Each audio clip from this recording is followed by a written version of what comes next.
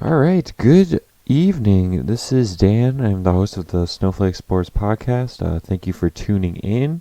It is approximately 7:20 p.m. on October 14th. It is a Monday. We are recording this before the Packers take on the Lions Monday Night Football. And pretty much this week, it's gonna be a short one because just me solo riding here. I'm gonna go through the I'm going to kind of, if there's any 49er fans that are out there listening, I just feel bad that I did not give them praise for. Last week I had my cousin Brad on. We kind of talked about how the Seahawks own this division, and it's really the 49ers control it. And after the game they did with the Rams, we could talk about that. Or briefly talk about the whole Vikings-Eagles game as well. That was pretty entertaining. Then kind of just go into an NFL recap, and then the U.S. men's national team played Cuba on Friday, which is part of a CONCACAF league, but they just were not good. And but yeah, so going in, the 49ers were undefeated. They really haven't really impressed me. I feel like they played, bad teams, and even going into this week, they had a couple linemen that were out. I forget who their names were. But this is like a game where it's like, okay, if they're really legit, they'll compete with this Rams team, like maybe win this Rams game in LA. And they completely shut down Jared Goff in this Sean McVay offense. And Todd Gurley was out for this game. He did not play.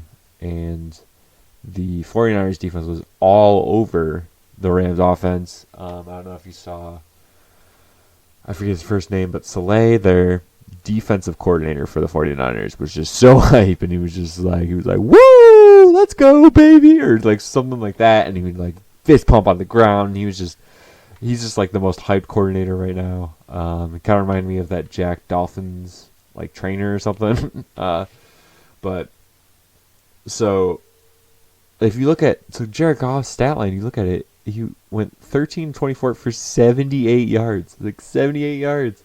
Trying to do quick math. That's 5 yards per completion. Maybe 6. Yeah, it's more like 6. Yeah, actually, it's exactly 6. But yeah, ooh, god damn. And Jimmy Garoppolo did moderately okay, but he had a high completion percentage. He had 243 yards. He had a pick, but he didn't do anything outstanding. He had no touchdowns. This was their defense completely shut them down. With no Todd Gurley, they had to rely on Malcolm Brown and Darrell Henderson, which are still pretty unproven. It didn't really get much rushing altogether.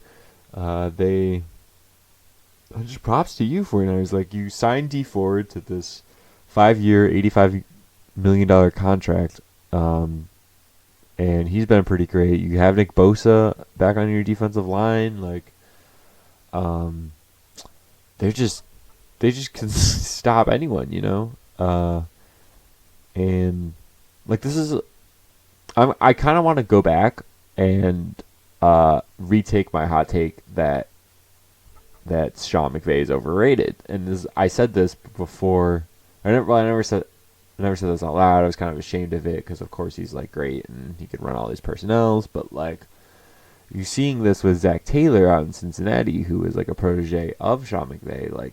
His offenses rely so heavily on the run, and if you can't develop the run, what are you gonna do then? Drop back, and this is almost more on Jared Goff than on Sean McVay, but you run these 12 personnels, and you run it, and then play action, and then someone's wide open deep or something, or you move one of the wide receivers over, and then you snap the ball, just catch them off guard, if they're running man or something. But like, yeah, I think I'm going back and saying Sean McVay's overrated. Their offensive scheme is 30 plays from like 2 different personnels. So like, I don't know, you gotta create something. I don't think Jared Goff, can't really speak today, is not as bad as like people are jumping on him. Like, yes, he had a terrible game, but like 2 weeks before that, he threw for like 900 yards total. So I wouldn't hop right. Like, so against Tampa Bay, he threw for 500 yards. But, I mean, he had 3 bad picks that game, and they still lost. Seattle, I thought he played great. He had 395 yards, 83 passer rating, which isn't too great. His completion percentage was pretty bad. It was like 59%. He's 29-49. But still, like a solid good game. I would love for someone to for like Josh Allen to throw for 400 yards. That would be amazing. Like, I don't even remember the last time a Bills quarterback threw for more than 300 yards. Like, probably Ryan Fitzmagic or something. But yeah, I think you just gotta change something up.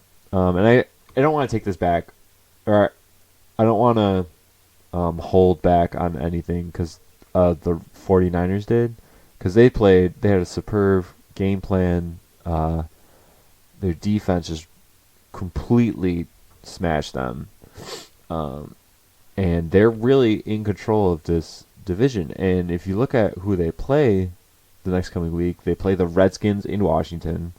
Then they play the Panthers at home, who, I mean, they're 4-2. They're looking good. They have a complete team. Like, Christian McCaffrey, is like the non-quarterback MVP pretty much.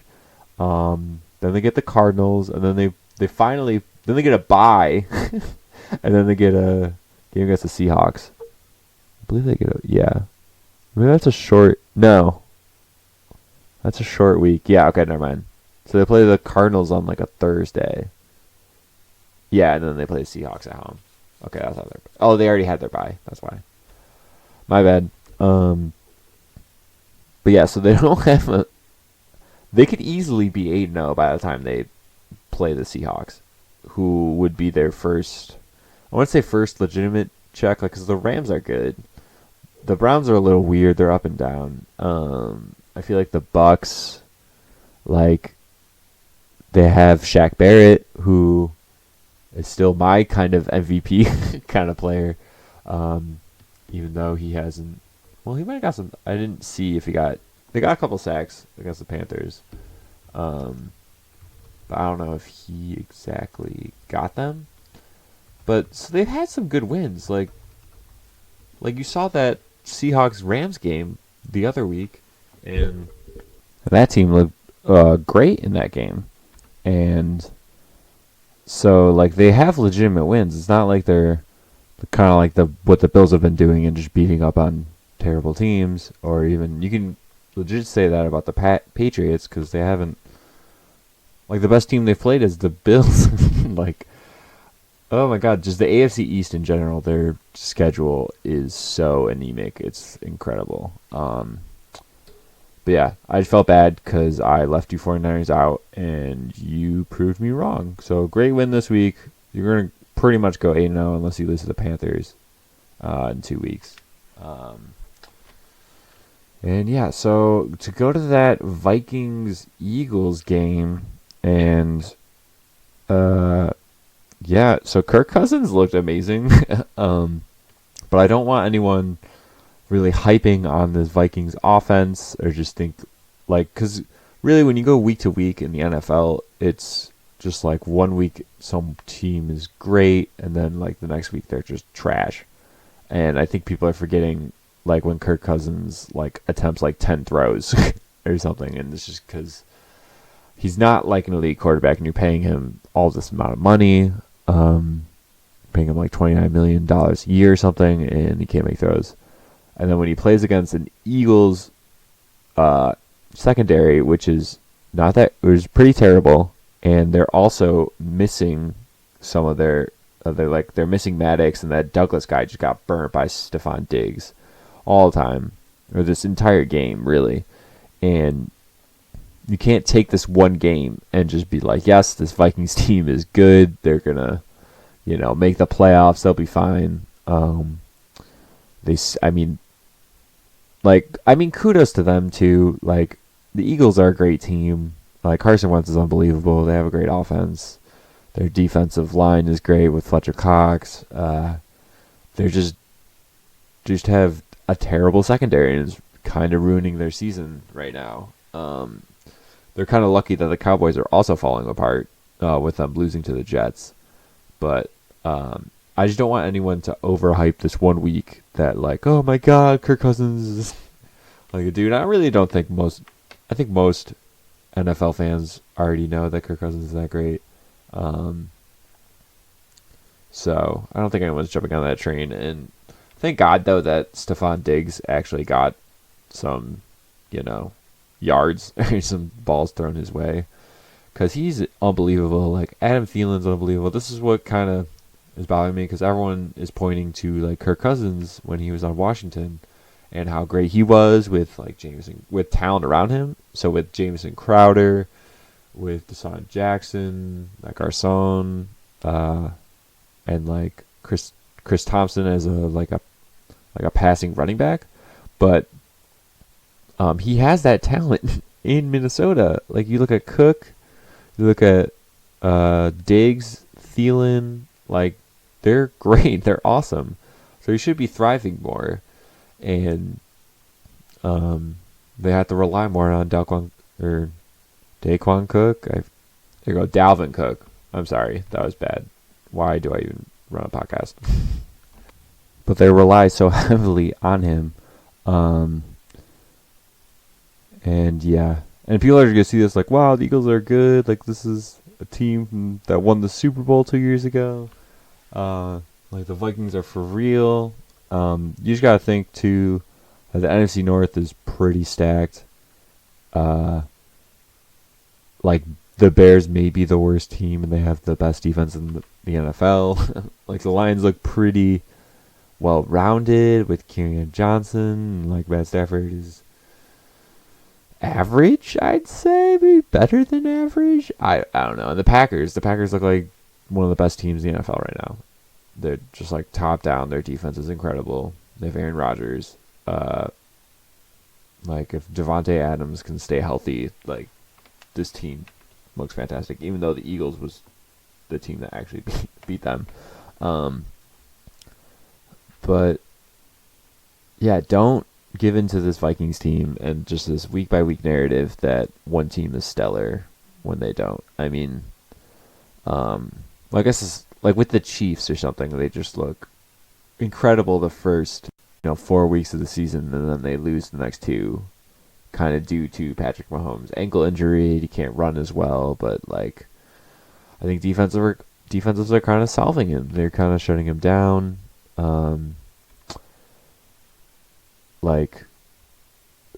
And it's, I don't know, it's just weird with Mahomes because he played like a god last year in the first 4 games this year, and like, you knew it wasn't gonna last completely, but like, it's just weird seeing him only throw for 78 yards in the second half. Or I think he threw for like under 100 yards or something. That was the lowest he's ever thrown in the second half. But yeah, and then I guess just to recap the rest of the league, the Broncos shut out the Titans, who, I don't know, maybe it's just a weird thing that I slightly believe this Titans team, but they're now 2-4, and even in this wacky AFC South, they're pretty much, I wouldn't say totally out of it. They could rattle off a couple of wins or something, but they're not looking too hot. The Jaguars got smothered by the Saints defense, and Teddy Bridgewater didn't do too much this game either. It was 13-6, and they just really shut down Minsanity, or Minshew-anity, whatever you want to call it. They just really stopped him when they needed to. They only gave up 6 points. And then, oh my God! So also got to talk about this like Falcons team that, oh my God! So they go down. They go down like 27-10 or something like that to the Cardinals, who are just like not that great. Like, sure, what do you think about like Kyler Murray and like how great he is like offensively or whatnot? Um, and then so the Falcons like storm back. Matt Ryan, like if you look at his stats, Matt Ryan, 30 for 36, 356 yards and 4 touchdowns. I mean, against a also Cardinals secondary terrible, but like the Falcons secondary is so bad. Like what do you do if their offense is so good? Like you have Calvin Ridley, you have Julio Jones as your wide receiver 1, and like Mohamed Sanu as your third guy. Like what do you? I don't even know what you do at this point.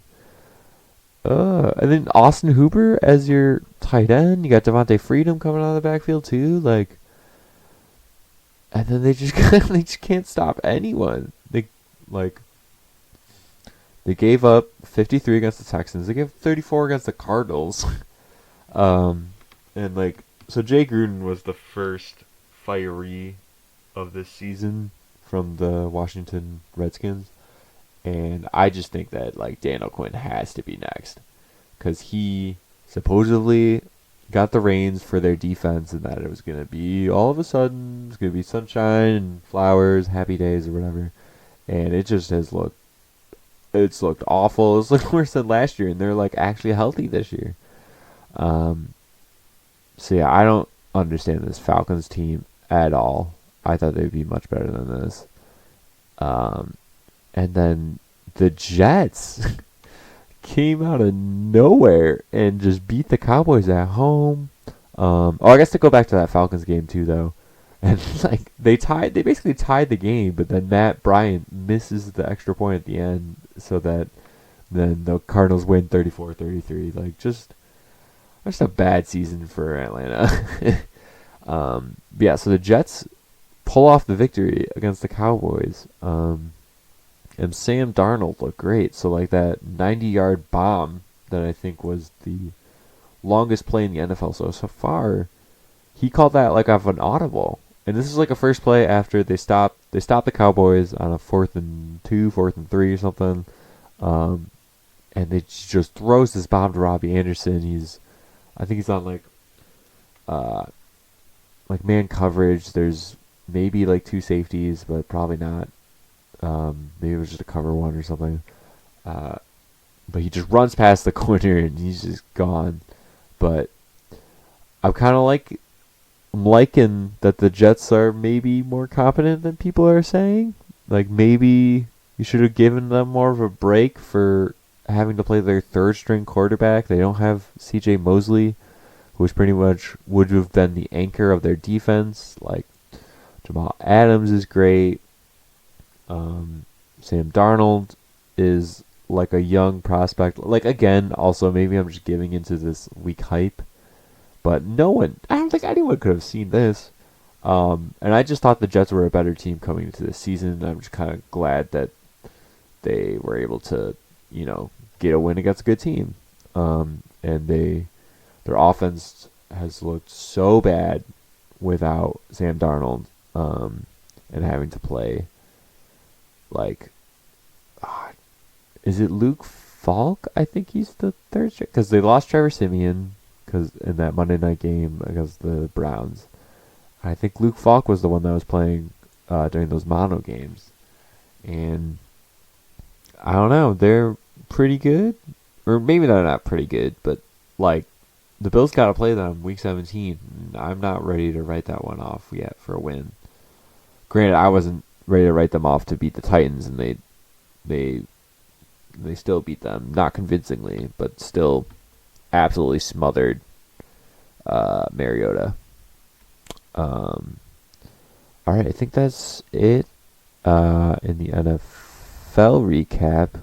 So yeah, I'm gonna move on to the USN's national team. They played Cuba in what is the CONCACAF Nations Cup, which I think I haven't actually dove too deep into this. I'm sorry, but it's basically just like all of CONCACAF, and they play a bunch of like so that so there's a bunch of groups, and then you play each other, and then it seems like it's just like a season long thing of like the Gold Cup or something, instead of just like a quick tournament that lasts a month. And this lasts like 6 months or so. But they have Canada in the group, who's like solid. They're not. I mean, they're not too great, but and then Cuba, who's god awful.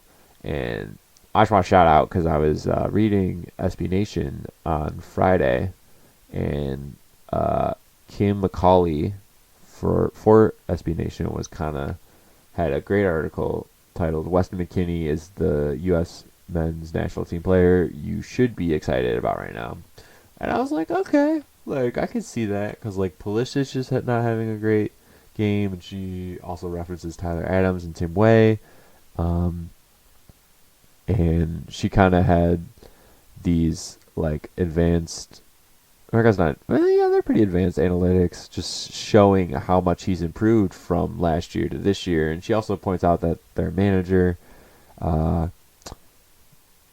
David Wagner, who previously managed Huddersfield in England, and they got it like Shale got a new got David Wagner, and they're playing like more pressured styled soccer, which favors the younger McKennie a lot more. And when she showed that like he's in like the top percentile in pressures, he's improved on his passing a lot.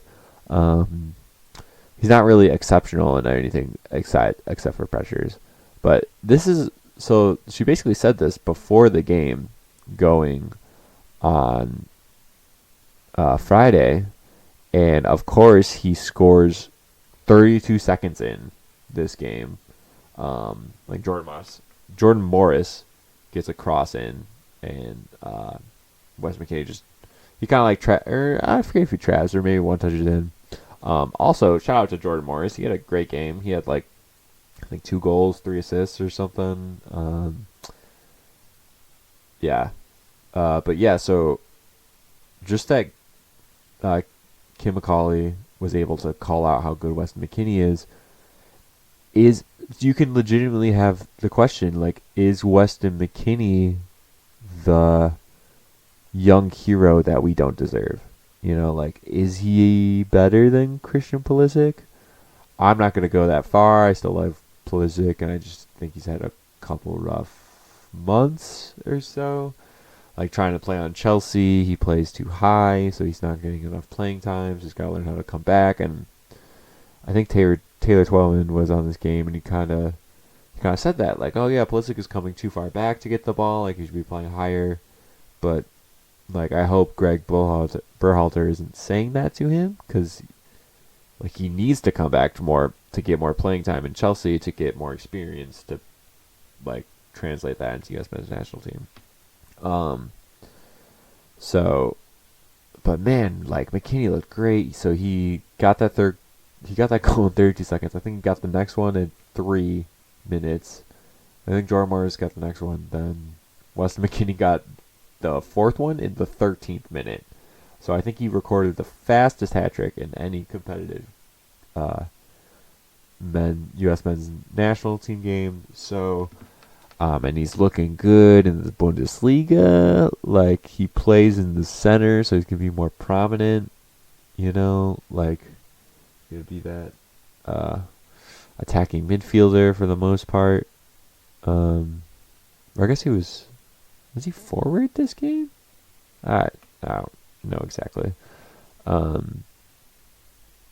yeah, he had that little flick pass to Jordan Morris for his second goal that was just like, ooh, like he just like flicks it behind. It's a perfect through ball to Jordan Morris, and Jordan Morris kind of knocks it home. I forget if that was the own goal one. I don't think it was. Yeah, keep it up, McKennie. Also, you could say, though, that Cuba is terrible, and it was just so easy to get anything going. But even, like, I feel like against like the Mexico games where they've done nothing, at least McKennie's been the guy that's like, I don't know, trying to fight back, or like he's pressuring the balls, he's making it more difficult, on this Mexican team. Um, where it's like Pulisic just kind of disappears sometimes, and it's just like, oh, we can't get the ball up to him because our midfield kind of sucks, and that's kind of true.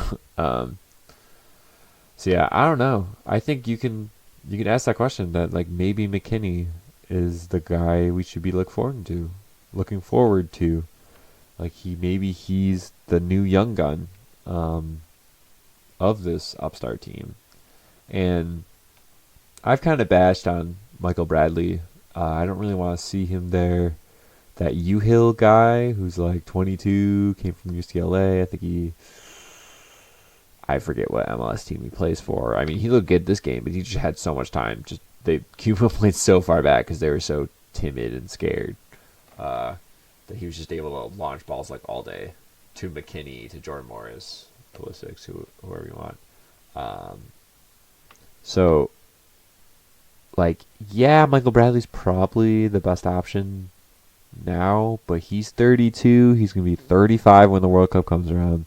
That's why you need like U-Hill. Leggett is somewhat of an option at that sixth position.